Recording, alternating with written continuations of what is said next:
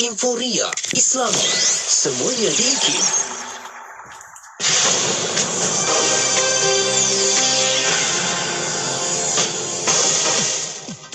Bismillahirrahmanirrahim. Assalamualaikum warahmatullahi wabarakatuh dan salam sejahtera. Bersama saya Ahmad Nazri Muhammad Yusof dalam berita IKIM. Seorang kelindan lori didenda sebanyak RM12,000 atau penjara selama 6 bulan oleh pihak Mahkamah Session di Kuala Lumpur atas pertuduhan membuat hantaran menghina agama Islam di laman sosial Facebook 2 tahun lepas. Hakim Nur Hasni Abdul Razak menjatuhkan hukuman itu selepas Tam Wai Yuen selaku orang kena saman OKS menukar pengakuan kepada bersalah ketika sebutan kes tersebut. Lelaki berkenaan didakwa secara sedar membuat dan memulakan hantaran komunikasi yang bersifat jelik dan menghina agama Islam pada ruangan komen menggunakan akaun Facebook miliknya dengan niat untuk menyakitkan hati orang lain pada pukul 2.30 petang 4 April 2020. Semua penjawat awam diminta agar menunaikan tanggungjawab kepada negara dengan keluar mengundi pada pilihan raya umum ke-15 PRU15 19 November ini. Presiden Kongres Kesatuan Pekerja-Pekerja di dalam Perkhidmatan Awam QPEX, Datuk Anan Mat berkata, berdasarkan perkembangan yang berlaku sejak PRU14, penjawat awam sudah berpengalaman bekerja di bawah beberapa kerajaan yang berperanan sebagai majikan mereka. Bercakap kepada pihak media selepas melancarkan program takaful kemalangan diri khas untuk anggota beruniform dan bersenjata My Police SPA dan My Penguatkuasa SPA di Kuala Lumpur, Datuk Anan turut menasihatkan penjawat awam yang menjadi petugas PRU15 untuk menjalankan tugas dengan baik bagi memastikan kelancaran proses pilihan raya. Akhir sekali, seramai 45 individu terdiri daripada Timbalan Ketua Setiausaha Kementerian dan Timbalan Pengarah Agensi dilantik sebagai Gender Focal Point atau GFP dalam usaha mengarus perdana gender dalam setiap perancangan, pelaksanaan dasar dan inisiatif kerajaan. Kementerian Pembangunan Wanita, Keluarga dan Masyarakat berkata majlis pelantikan 45 GFP itu disempurnakan oleh Menteri Pembangunan Wanita, Keluarga dan Masyarakat Datuk Seri Rina Mohamad Harun di Putrajaya. Sekian sahaja berita IKIM untuk edisi 10 pagi ini. Berita seterusnya bakal ke udara pada pukul 12 tengah hari nanti. Assalamualaikum warahmatullahi wabarakatuh dan teruskan kesetiaan anda bersama IKIM Inspirasi Inforia Islami. Laporan berita tadi dari sumber bernama Kapsul Masa. Pada 1 November dalam tahun 2014, program Karnival Khadijah telah dirasmikan oleh Tuan Haji Paimuzi bin Yahya, Pengarah Jabatan Agama Islam Wilayah Persekutuan, Jawi, bertempat di Masjid Salahuddin Al-Ayubi, Taman Melati, Kuala Lumpur. Program yang bertemakan Seindah Wajah Secantik Peribadi ini telah berlangsung sempena menyambut awal Muharram 1436 Hijriah. Program yang berlangsung selama 2 hari ini bertujuan untuk mendidik masyarakat mendekati masjid di samping menghayati semangat hijrah. Pengisian program juga melibatkan penyertaan kanak-kanak iaitu pertandingan mewarna dan laungan azan. Program Bicara Duha turut diadakan yang menampilkan Afadil Ustaz Said Nur Hisham bin Tuan Padang, selebriti TV9. Selain itu, Karnival Khadijah turut diisi dengan pameran dari Pusat Pungutan Zakat, Baitul Mal Majlis Agama Islam Wilayah Persekutuan Mawib, Pusrawi dan Pemadam Daerah Wang Semaju. Beberapa gerai jualan turut diadakan. Petikan fakta ini disediakan oleh Seksyen Dokumentasi dan Penerbitan Arkib Negara Malaysia.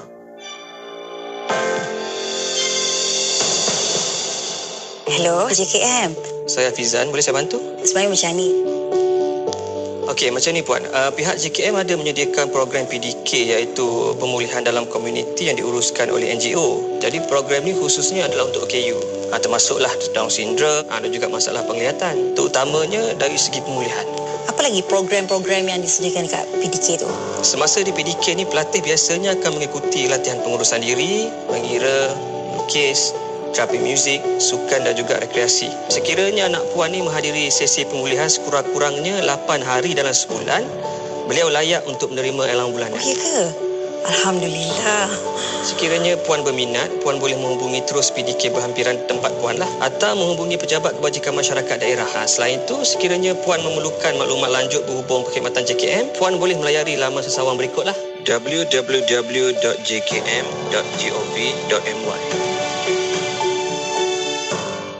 Ayo sertai kuis longgar bahasa bersempena dengan Dekad Membaca Kebangsaan 2022 Anjuran Dewan Bahasa dan Pustaka. Jadi pemanggil bertuah menerusi slot aspirasi 10.1 setiap Isnin hingga Jumaat bermula 1 November 2022 dan rebut peluang menangi voucher buku Dewan Bahasa dan Pustaka bernilai RM200. Anda hanya perlu kenal pasti perkataan yang terkini bagi menggambarkan maksud yang sama dengan perkataan arkaik yang diberikan oleh penyampai. Menarik kan? Apa lagi? Jangan lepaskan peluang sertai kuis selongkar bahasa hanya di Radio IKIM, Inspirasi Inforia Islami. Subhanallah walhamdulillah wa la ilaha illallah wallahu akbar. Subhanallah walhamdulillah wa la ilaha illallah wallahu akbar. Subhanallah walhamdulillah wa la ilaha illallah wallahu akbar. Subhanallah walhamdulillah wa la ilaha illallah wallahu akbar. Subhanallah walhamdulillah wa la ilaha illallah wallahu akbar. Subhanallah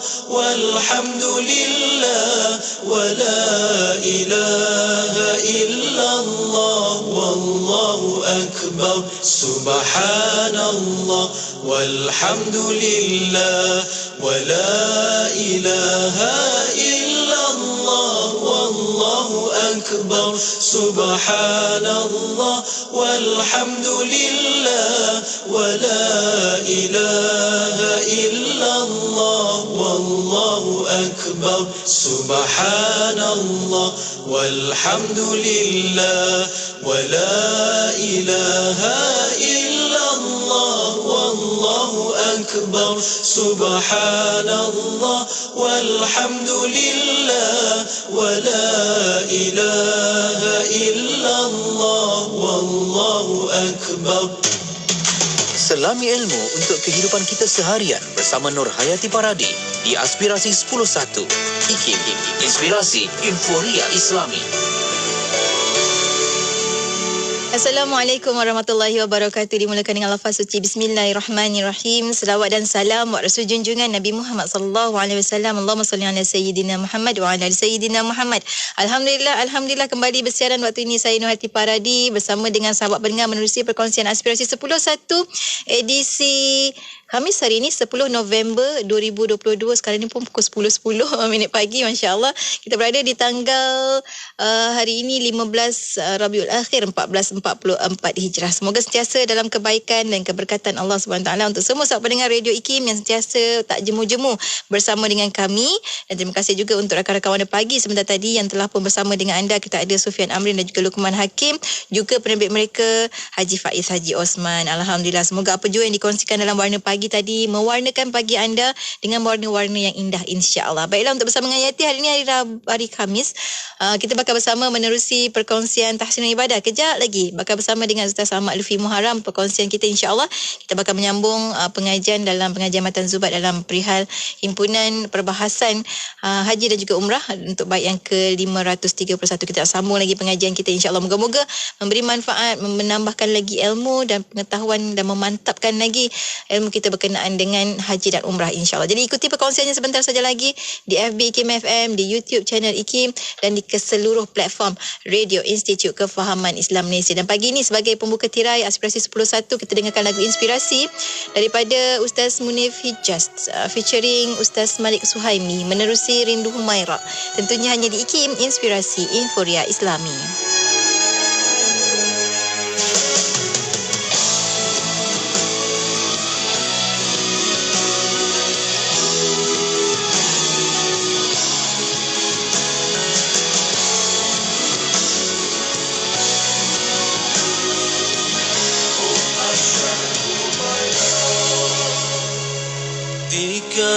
hari itu gugur air mata di wajahmu.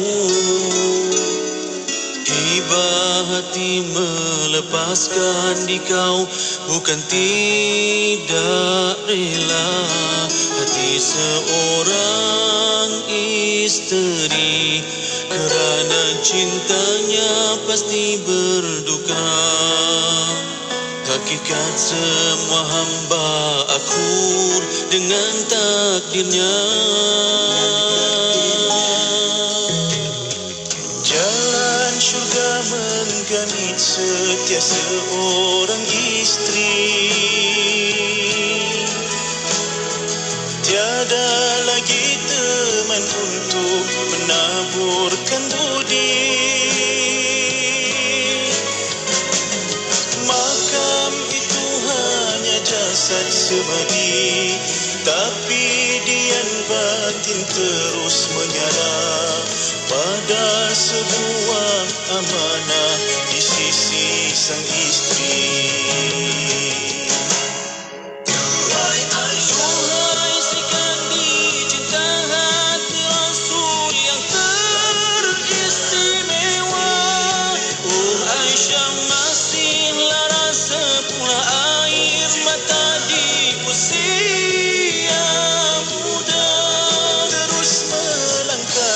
Jalan jihadmu yang pergi jasad bukan cita semangatmu.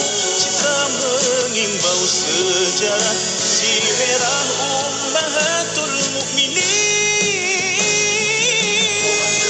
Oh Aisyah Humairah.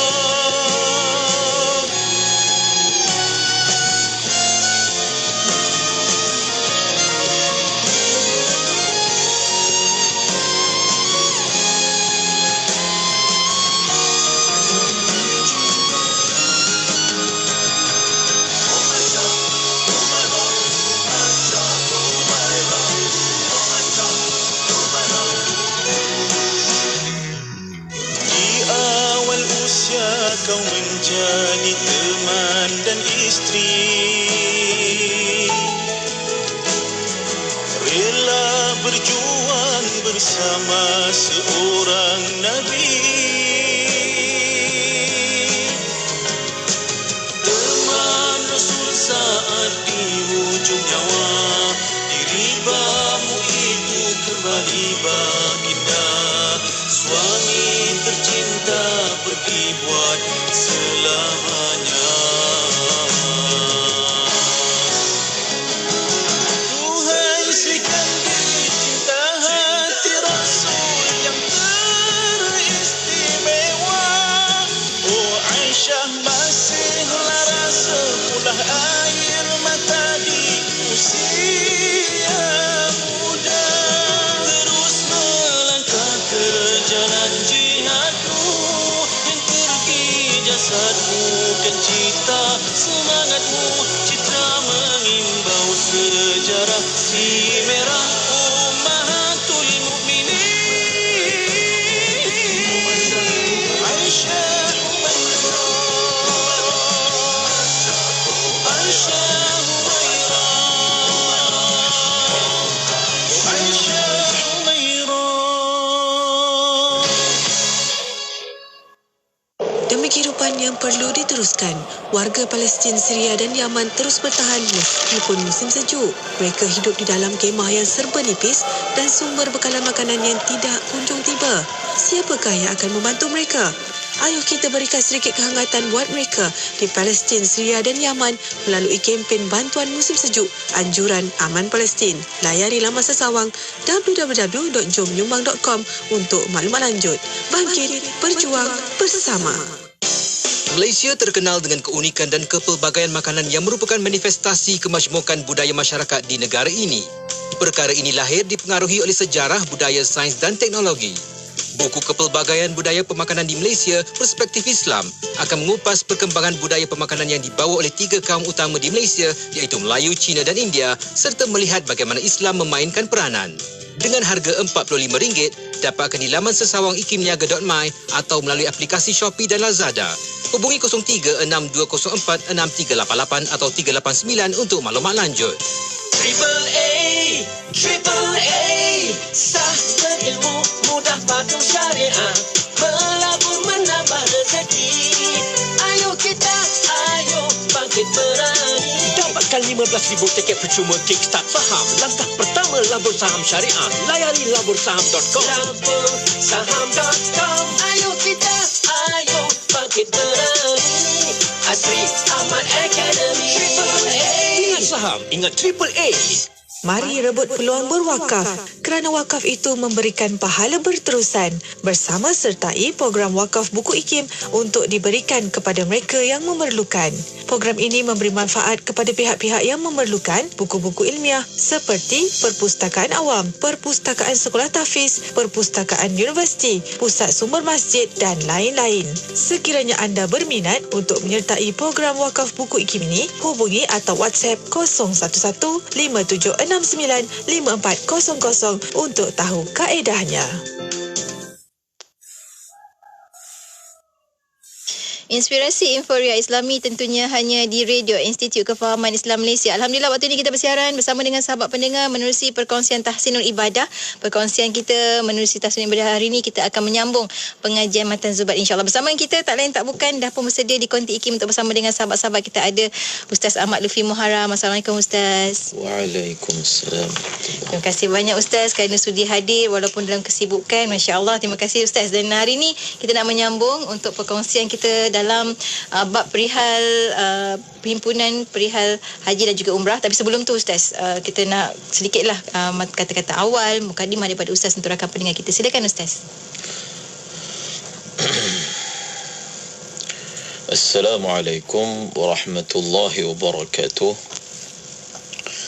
Bismillahi wassalatu wassalam ala Rasulillah wa ala alihi wa sahbihi wa man walah, amma ba'd. Terima kasih kepada DJ Nur Hayati Paradi, penerbit rancangan Tahsinul Ibadah, dan sidang pendengar IKIM yang dirahmati Allah Subhanahu wa ta'ala. Ilmu adalah merupakan nur, cahaya. Ilmu adalah merupakan burhan, bukti. Ilmu adalah merupakan furqan, pembeza. Apa maksudnya? Iaitu apabila seseorang itu mempunyai ilmu, maka sebenarnya dia memiliki cahaya. Ada beza orang yang berjalan di dalam gelap dengan orang yang berjalan di dalam cahaya. Ada perbezaan orang yang berjalan membawa lilin, berjalan membawa nyalaan obor, dan berjalan di bawah lampu spotlight. Berbeza-beza. Iaitu martabat pencerahan yang dia dapat itu berbeza-beza. Begitulah keadaannya orang yang berilmu. Dia melakukan sesuatu seperti orang yang melakukan sesuatu di dalam terang, di dalam cahaya. Orang yang berada dalam gelap mungkin dia tak dapat beza yang mana satu tali, yang mana satu ular. Ketika dia mengutip kayu api di waktu malam, sebab itu disebut orang yang tidak ada sanad itu, tidak ada guru, tidak ada sandaran, perumpamaannya kahatibi lailin, seperti orang cari kayu api waktu malam. Bila dia cari kayu api waktu malam, mungkin yang dipegangnya itu kayu, ataupun yang dipegangnya itu adalah sesuatu yang memudaratkan dia. Dan ilmu itu bersifat bukti. Bila seseorang itu ada ilmu, dia buat sesuatu dengan yakin. Kerana apabila ada bukti, ada burhan, maka kita akan datang yakin. Tidak dapat digoyahkan. Walaupun sebesar mana pun taufan datang, kekeliruan zaman fitnah sekarang ini, dengan pelbagai bentuk fitnah yang membadai manusia, dia tetap teguh tegak seperti gunung, tak bergerak, kerana bersamanya ada ilmu, bersamanya ada burhan. Dan ilmu juga adalah furqan. Furqan ni maknanya adalah ia dapat membezakan. Orang yang berilmu bukan orang yang bergerak bersama arus, bukan, tetapi dia bergerak melawan arus, kerana dia bergerak dengan arus ilmu, bukan dengan arus perdana. Kalau seseorang itu bergerak dengan arus perdana, kalau arus perdana itu pun rosak, maka dia bergerak bersama kerosakan. Tetapi seorang yang berilmu bersifat muslih, mengislahkan. Bukan maknanya sesuatu yang ada di arus perdana semuanya betul. Sesuatu yang berada di arus perdana semuanya perlu diikuti dan dituruti. Bersifat sebagai muslih, bersifat sebagai pembeza, pencerah. Dan dengan sebab kesemua inilah orang yang berilmu itu ada kelebihan.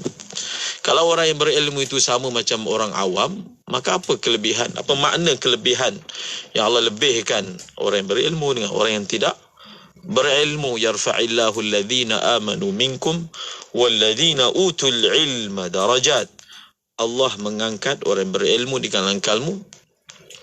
Allah mengangkat darjat orang beriman di kalangan kamu, dan orang yang berilmu itu diangkat berdarjat-darjat lebih daripada itu. Jadi semoga kita niatkan daripada belajar ilmu ini, pertama menghilangkan kejahilan daripada diri kita, yang kedua kita meniat untuk mengikuti sunnah Nabi SAW, dan kita niat belajar ilmu sebagai mematuhi perintah Allah Subhanahu wa taala. InsyaAllah, amin ya rabbal alamin. Terima kasih banyak Ustaz untuk awalan pencerahan kita, juga untuk betapa pentingnya kita belajar ilmu, insyaAllah. Dan Ustaz, kita mulakan perkongsian kita bagi Mata Zubat hari ini dalam bab perihal himpunan perbahasan perihal haji dan juga umrah untuk bab yang ke-531. Silakan Ustaz. Bismillahirrahmanirrahim. Kata pengarang, walazimun limutamatti'in damu au qarinin in kana anhul haramu. Terjemahannya, wajib bagi yang mengerjakan haji tamatuk membayar atau melaksanakan haji qiran jika... Oh, dia sama macam tu je Ustaz. Sambung lagi, masafatal qasri wa indal ajzi sam min qabli nahrihi thalatha ayyam. Terjemahannya, jarak tempat tinggalnya dengan tanah haram mencapai jarak itu boleh qasar. Jika tidak mampu melaksanakan dam, maka berpuasalah sebelum hari raya Aidiladha sebanyak 3 hari. Akan ada sambungannya, kita terang dahulu dua bait syair yang kita baru baca tadi. Sekarang ini kita masuk pada perbahasan berkaitan dengan dam, pembayaran dam. Dimulakan dengan pembayaran dam ke atas orang yang melakukan haji tamattu' dan orang yang melakukan haji qiran. Haji tamattu', haji qiran. Haji ini secara umumnya ada 3 cara buat haji. Yang pertama dipanggil haji ifrad, yang kedua dipanggil haji tamattu', dan yang ketiga dipanggil haji qiran. Perbezaan ini adalah perbezaan dari segi cara, kaifiat. Sama ada kita buat cara pertama ke, kedua ke, ketiga ke, haji kita sah. Cuma perbezaan ini pertama dari segi kaifiat, dan kaifiat ini mempunyai kedudukannya daripada segi afdal. Dalam mazhab al-Imam Syafi'i, yang paling afdal kita buat haji ifrad, menyusuli haji tamattu', dan yang ketiga haji qiran. Haji ifrad adalah mendahulukan haji, kemudian umrah pada tahun yang sama. Haji tamattu' pula mendahulukan umrah dalam bulan haji. Setelah itu barulah kita buat haji. Dan haji qiran menggabungkan kedua-duanya sekali di dalam ihram. Di dalam ihram, sama ada diniatkan sekali ataupun sebelum melakukan amal umrah, maka seseorang itu berniat haji. Secara umumnya jemaah haji Malaysia melakukan haji tamattu'. Boleh kita katakan 80% ataupun 90% jemaah haji Malaysia melaksanakan haji secara tamattu'. Dan haji tamattu' dan haji qiran, iaitu nombor 2 dan nombor 3, ada kewajipan membayar dam. Ada kewajipan membayar dam. Sebab itu disebut tadi, walazimun limutamatti'in damu, dan lazim. Lazim maksudnya wajib. Wajiblah bagi mutamatti', orang yang melakukan haji tamattu', dam.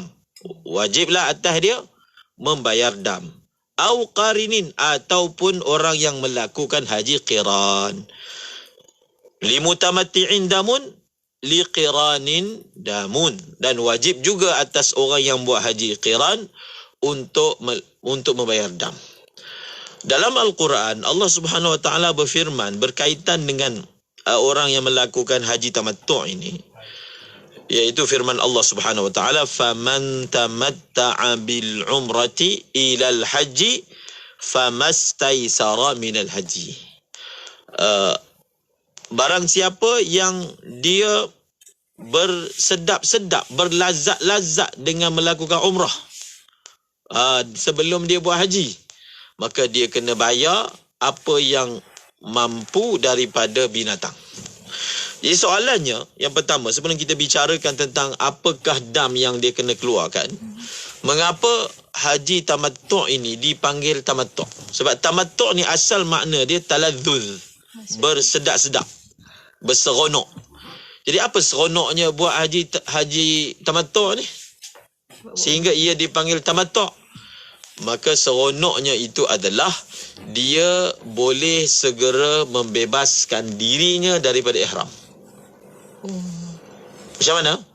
Kita datang daripada Malaysia, di Qarnul Manazil, kita niat buat umrah. Kemudian bila sampai di sana, kita selesaikan tawaf, kita selesaikan sa'i, dan kita dah boleh tahallul. Maknanya dalam masa tak sampai 1 hari, dia boleh bebaskan dirinya daripada ihram, daripada larangan-larangan ihram, dan dia tunggulah sampailah musim haji ataupun sampailah waktu ihram haji, maka barulah dia niat ihram semula. Antara waktu itu, kalau contohnya dia sampai awal, dia sampai sebulan awal, maknanya apa? Maknanya dia berlazat-lazat, dia berseronok-seronok, dia tak perlu jaga larangan ihram selama sebulan ataupun 20 hari ataupun banyaklah hari dia dapat talazzuz. Berbeza dengan orang buat haji ifrad. Kalau orang buat haji ifrad, dia datang, dia kena tunggu sampailah 9 Zulhijjah untuk dia wukuf. Kemudian dia habis tahallul paling awal, iaitu pada hari raya. Jadi dalam tempoh, kalau dia jemaah generasi awal ataupun delegasi awal, maka dia kena tunggu sampai sebulan dalam keadaan pakaian ihramnya, tak boleh cukur bulunya, tak boleh ke minyak wanginya selama sebulan. Kusut masai, badan berbau, mujahadah. Sebab itu dalam mazhab Syafi'i kata haji ifrad ni afdal, kerana dia punya mujahadah tu lebih, dia punya korbannya itu lebih. Haji tamattu', faman tamatta'a bil umrati, Quran sebut, maka untuk orang yang buat haji tamattu' ini perlulah membayar dam. Dalam Quran sebut famastaysara minal haji, iaitu apa yang mudah bagi dia. Bila dia dalam bab haji ni, bila dia sebut dam je, dam maksudnya seekor kambing. Bila dia kata lazimlah, wajiblah dam, maksudnya seekor kambing. Damun kamil, seekor kambing yang penuh. Jadi dalam mazhab Syafi'i telah diqiyaskan pula seperti mana orang yang melakukan haji tamattu' kena bayar dam, maka orang yang melakukan haji qiran pun kena bayar dam. Ia sabit melalui qiyas. Kerana orang yang buat haji qiran ni dia lagi seronok. Dia lagi kurang mujahadah nak banding dengan tamattu'. Sebab apa? Orang yang melakukan haji qiran ni dia melakukan satu amal saja. Dia tak pisahkan antara umrah dan haji. Dalam amalan haji dia tu disekalikan umrah. Tidak ada tahallul yang berasingan, tidak ada tawaf yang berasingan, tidak ada sa'i yang berasingan. Tawaf untuk haji itulah umrah. Sa'i untuk haji itulah umrah. Maka dia lagi seronok. Maka di situlah Imam Syafi'i mengambil faham, kalaulah orang yang tamattu' ni dia punya seronok tak banyak macam qiran pun kena bayar dam, maka orang yang melakukan haji qiran lebih-lebih lagi lah dia perlu bayar dam. Tadi kita dah sebut kena bayar seekor kambing. Famastaisara minal haji. Tetapi kalau dia tak mampu, dia boleh pindah kepada yang seterusnya dan yang seterusnya. Ada syarat-syaratnya. Kena hafal, dam kerana buat haji tamattu' dan qiran ni ada syarat-syaratnya, dan apakah syarat-syaratnya akan disebutkan kelak, insyaAllah. InsyaAllah. Kita akan sebutkan syarat-syaratnya dan aturan-aturan dam tersebut selepas kita berhenti rehat seketika. Untuk anda rakan pendengar, jangan ke mana-mana, teruskan kesetiaan bersama kami. Tentunya hanya di IKIM, Inspirasi Inforia Islami. Tawassalna bi bismillah wa bil hadi rasulillah. Tawassalna bi bismillah wa bil hadi rasulillah wa kulli arifin billah wa ahlillah ya Allah wa kulli arifin billah wa ahlillah ya Allah ya Allah syumusil huda syuyukhil wara nujumin nada ya Allah syumusil huda syuyukhil wara nujumin nada bihim naslamu min kulli adha biqadrillah ya Allah tawassalna bi bismillah wa bil hadi rasulillah tawassalna bi bismillah wa bil hadi rasulillah wa kulli arifin billah wa ahlillah ya Allah wa kulli arifin billah wa ahlillah ya Allah ya Allah syumusil huda syuyukhil wara nujumin nada ya Allah syumusil huda syuyukhil wara nujumin nada bihim naslamu min kulli adha biqadrillah ya Allah.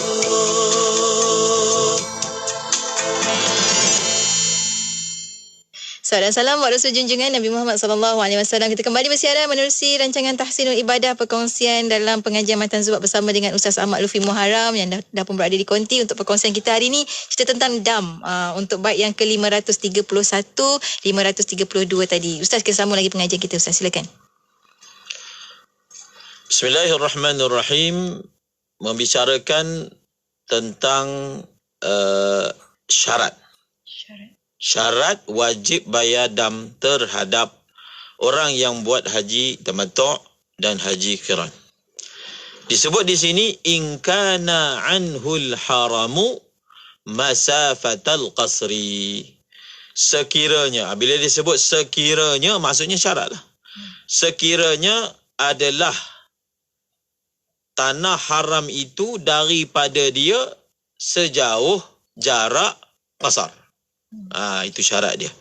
Maksudnya orang yang mana antara tempat tinggal dia dengan tanah haram kurang daripada jarak boleh sembahyang qasar.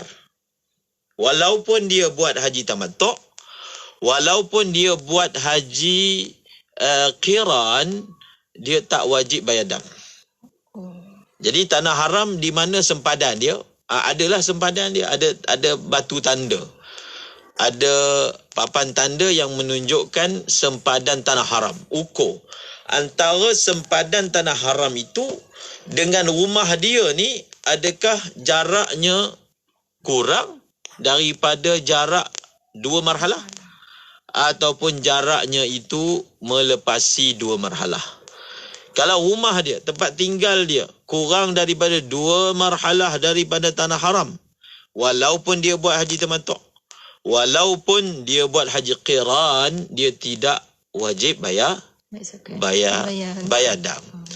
Ia berdasarkan firman Allah pada sambungan ayat tadi, zalika liman lam yakun ahluhu hadiril masjidil haram. Yang demikian itu yang kata kena bayar dam ataupun kena puasa 10 hari, yang demikian itu adalah untuk orang yang bukanlah daripada kalangan ahlinya, orang yang mana dia menghadiri Masjidil Haram. Ditafsirkan oleh Imam Syafi'i, apa maksud hadiril Masjidil Haram? Iaitu maksudnya adalah orang yang dia tinggal dekat dengan tanah haram. Orang yang tinggal dekat dengan tanah haram, dia sama ada dia memang tinggal dalam tanah haram ataupun dia tinggal luar tanah haram tapi jarak dia itu dekat, maka dia ini semua sekali dikira sebagai hadiril Masjidil Haram.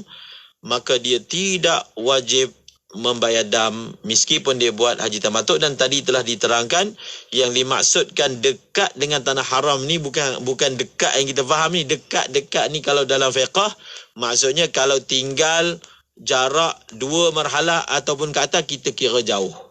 Kalau tinggal ataupun kalau jarak itu kurang daripada 2 marhalah, maka kita kira dekat. Sama macam bab sembahyang qasar. Orang yang musafir jauh sahaja wajib ataupun boleh sembahyang qasar, betul? Betul. Jauh dan dekat itu apa ukuran dia? Ukuran dia adalah adakah 2 marhalah ataupun kurang daripada 2 marhalah. Kemudian Allahumma salli ala Sayyidina Muhammad wa indal ajzi sam min qabli nahrihi 3 ayyam, sambungan dia wa sab'atan fi darihi wal yahtalil li fawti waqfatin bi umratin amil. Terjemahannya, dan ditambah 7 hari di negerinya, hendaklah bertahallul bagi orang yang kelupusan wukuf di Arafah dengan melakukan amal umrah.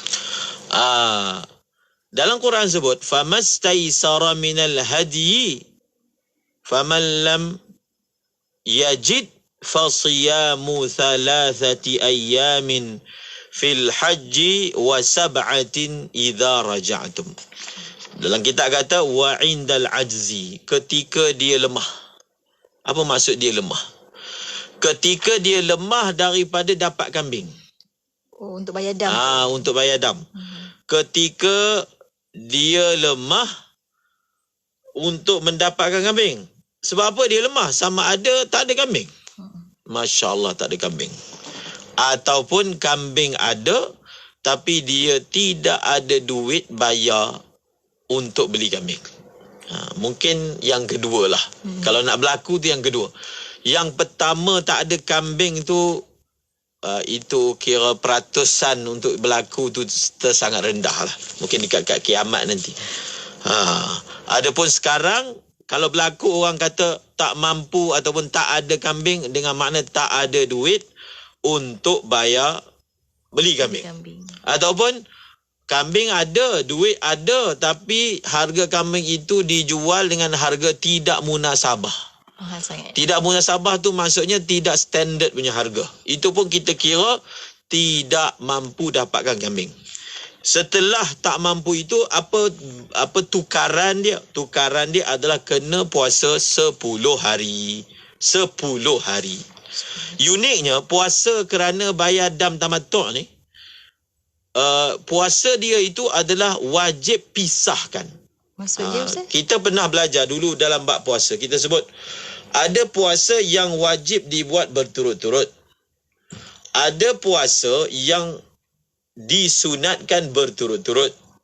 Ada puasa yang diwajibkan untuk dipisahkan. Ada puasa yang disunatkan pisahkan. Dia ada pelbagai ragam hukum puasa. Jadi puasa yang disunatkan kita pisahkan itu puasa Nabi Daud.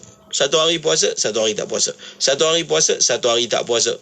Puasa yang disunatkan, diwajibkan dipisahkan, ni puasa ni. Kalau dia puasa 10 hari straight, terus tanpa berpisah, tak sah. Tak sah. Yang sah 3 yang pertama saja. Kerana puasa ini dia kena pisahkan antara 7 dengan 3. Dalam Quran sebut, "Faman lam yajid fasiyamu 3 ayyamin fil haji wa 7 idza raja'tum." Siapa yang tak mampu, maka dia kena puasa 3 hari masa musim haji dan 7 hari bila dia dah balik. Oh, boleh. Itu cara puasa dia. Dia tak boleh puasa misalnya 3 hari campur 7 hari berterusan tanpa ada pisah. Tak sah. 3 hari 3 hari sebelum hari nahar dan juga 7 hari ketika dia berada di rumahnya. Seperti mana disebut di sini, dia hendaklah berpuasa pada gantinya sebanyak 10 hari. Dan 3 hari itu ketika haji, sebelum hari raya. Sebelum hari raya.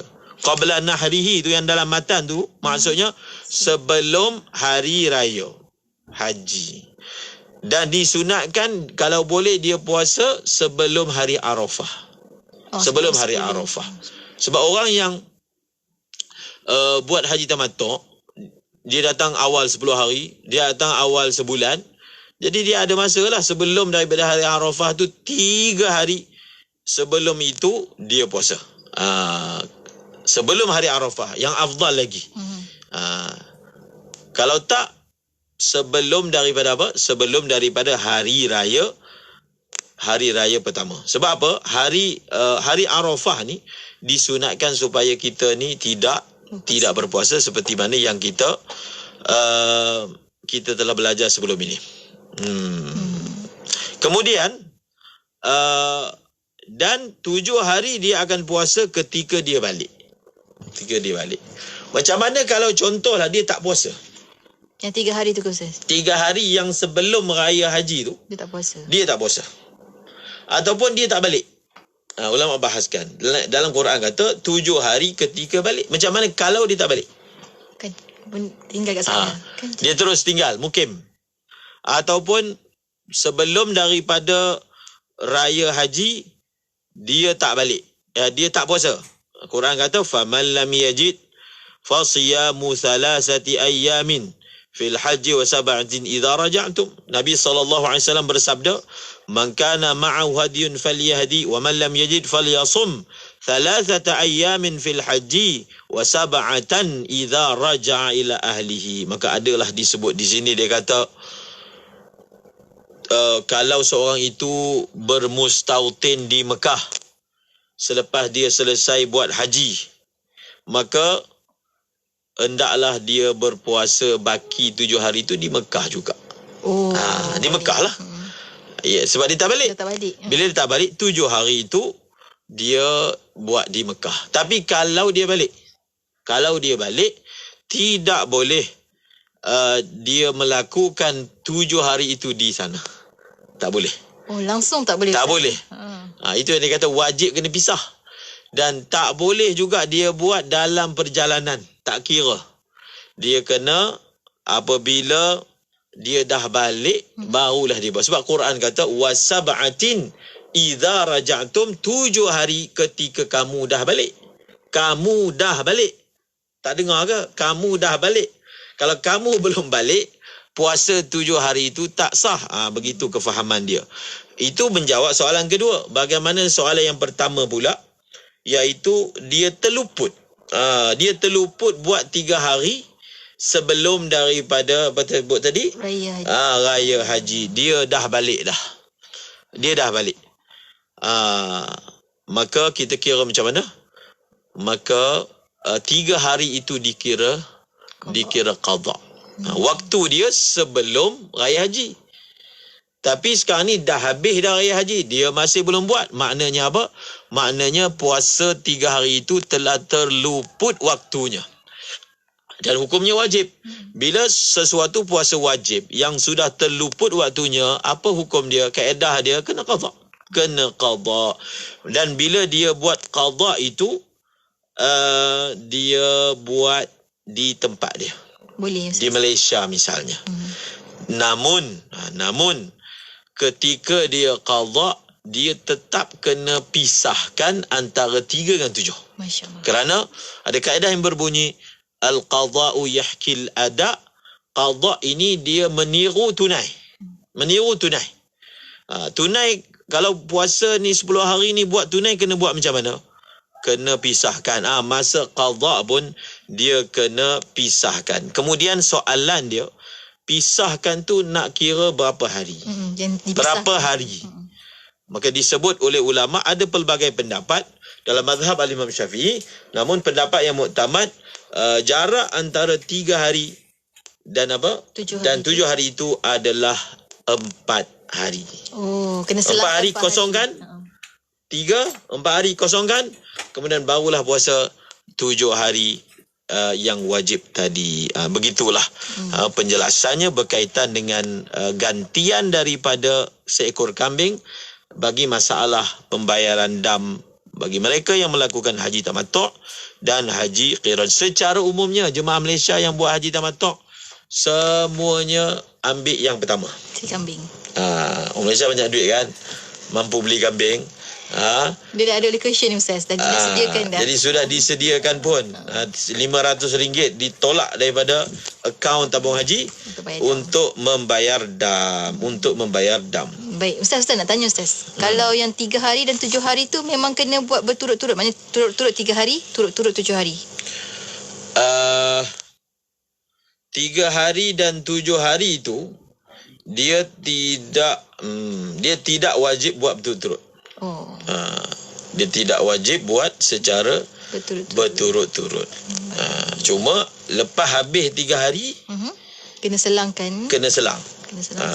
Lepas habis 3 hari tu kena selangkan untuk buat pula yang 7 hari. Dalam kitab kata wa yundabu tatabu'un lithalathah wa yundabu tatabu'us thalathah wa kadza sab'a. Itu yang disebut dalam Syarah Zubat, wa yundabu. Bila disebut wa yundabu, maknanya disunatkan berturut-turut. Berturut-turut as-salasah 3 hari, wa kadza sab'a, begitu juga as-sab'a, iaitu 7 hari disunatkan berturut-turut. Baik, terima kasih banyak, Ustaz.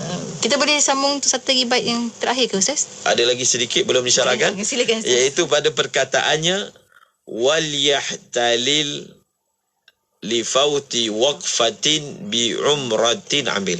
Masalah dam haji tamattu' dan haji qiran dah selesai secara ringkasnya. Kemudian masuk pula tentang masalah orang yang mana terlepas wukuf di Arafah. Dalam kitab fiqh dia panggil masalah ni, dia panggil masalah fawat. Dia panggil apa? Masalah fawat. Fawat ni maknanya terluput. Bila dia sebut masalah terluput je, kita faham dah. Maksudnya masalah terluput wukuf di Arafah. Dalam matan kata, dan bertahallullah ia seseorang kerana terluputnya waqfah. Waqfah ni maksudnya wukuf. terluputnya berwukuf, bertahalul itu macam mana cara dia tahalul?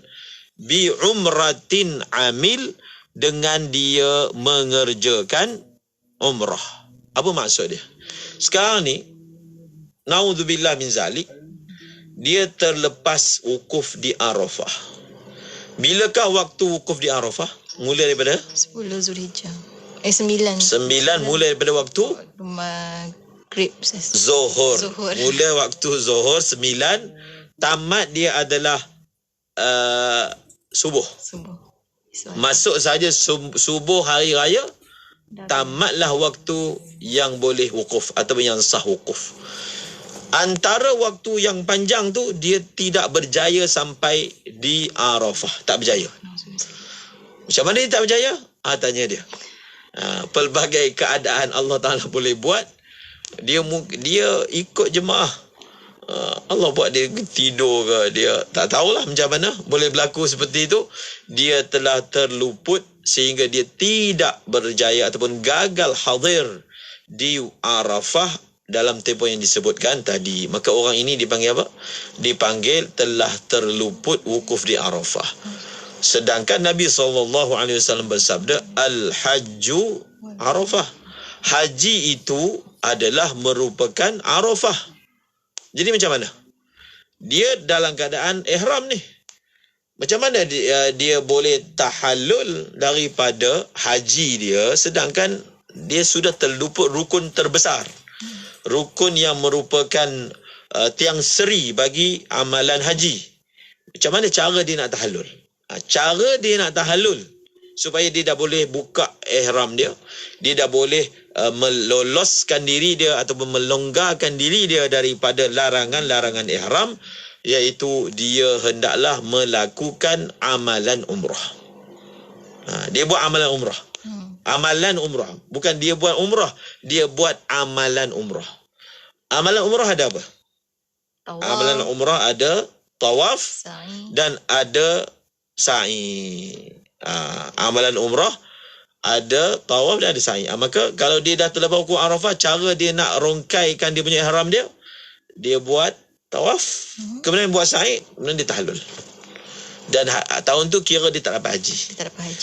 Tahun tu dia kira tak dapat haji dan tak dapat umrah. Umrah tu hanya sekadar untuk meloloskan diri daripada ihram sahaja.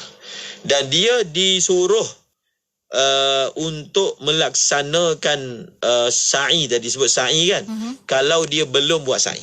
Macam mana pula orang ni boleh buat sa'i awal? Iaitu dalam bab haji kita dah belajar, ada yang dipanggil tawaf qudum.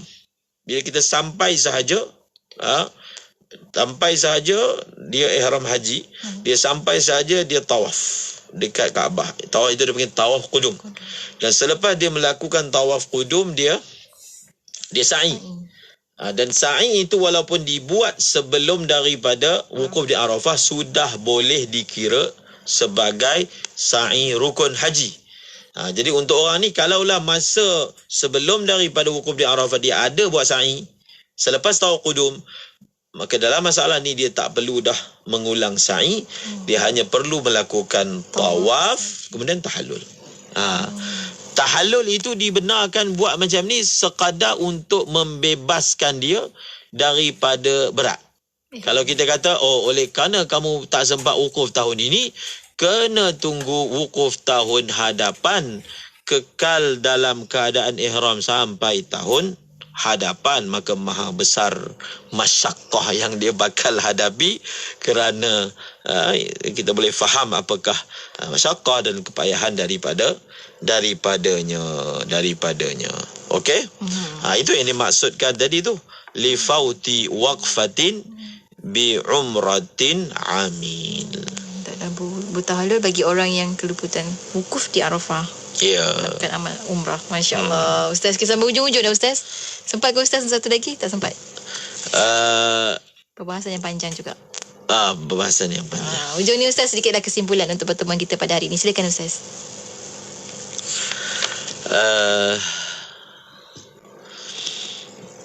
Kita telah sebut di awal perbincangan bab haji ni, amalan haji ni adalah untuk menguji kadar ta'abbud kita, kadar penghambaan kita kepada Allah dan kadar kepatuhan kita.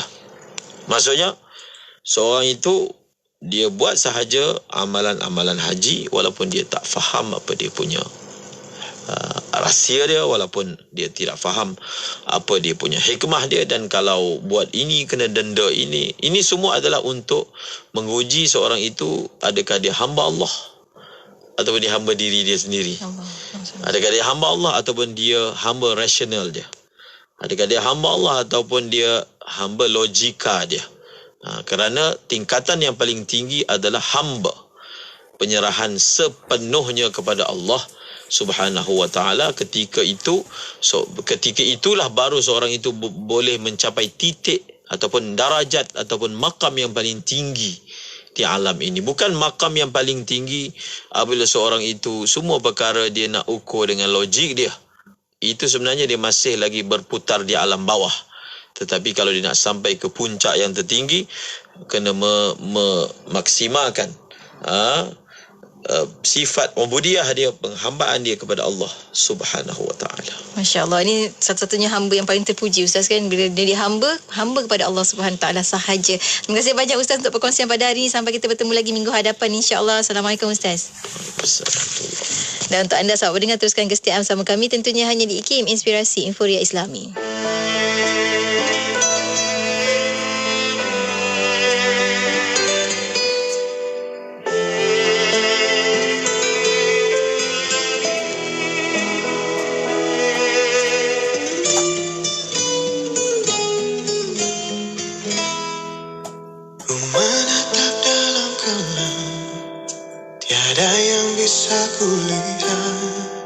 Selain hanya namamu, ya Allah. Esok ataukah nanti, ampuni semua salahku, lindungi aku dari segala fitnah. Kau tempatku meminta, kau beriku bahagia. Jadikan aku selamanya hamba-Mu yang selalu bertakwa.